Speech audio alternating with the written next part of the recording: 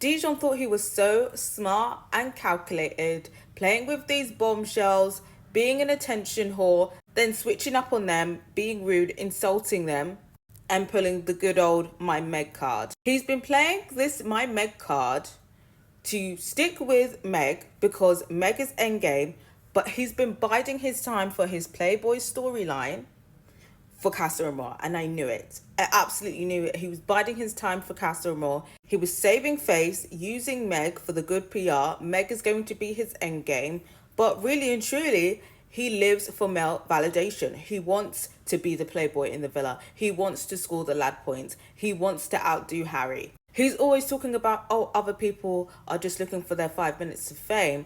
That was absolute projection. And I knew his plan was to do a madness in Casa Amor, and he's probably going to do a madness in Casa Amor and then go back to beg for forgiveness from Meg. That was going to be his storyline. He planned it out.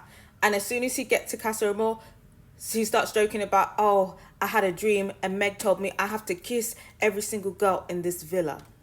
And of course, Harry and the minions are like, oh, yeah, do that. Then in the Truth or Dare challenge, I don't know if it was the producers that set that up or they did it themselves, but none of the girls wanted to kiss him.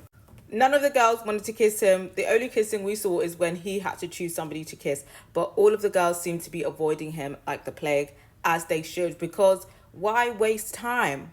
Why waste time? Why would they waste time on him? Dejon is just absolutely delusional. Why would somebody waste their time entertaining you, knowing that they're not going to get picked, probably going to get insulted, and then they've now invested this time on you, and now the other people that they could have invested their time with, which would have been a better transportation to the main villa, are no longer considering them and are connecting with other people. I feel like the only person who would entertain Dejon is somebody who knows that they ran out of options, and the last thing that they can do for themselves is have screen time, right? So they can have their moment when they were like, Meg, he did this and this, so she can have an argument with Meg, because I know Meg is probably going to be like, oh, well, he didn't pick you, he's here with me. That's the only thing, and I don't want that. I want Dejon to be bored and miserable in Casa Amor and to have no choice but to go back to his Meg because nobody else wants him. That for me will be very satisfying. And right now, it's looking that way. I mean, like I said, we'll see.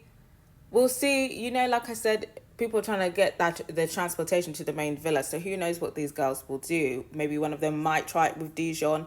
But I just feel like watching the show, you're better off pursuing someone else. But yeah, I got to hear from you guys. What do you think of Dejon trying to be the bad boy in Casa Amor and it low-key flopping? Do you feel like there's still a chance for him to fulfill his bad boy fantasies? Or do we feel like it's a flop? And I'm going to hear from you guys.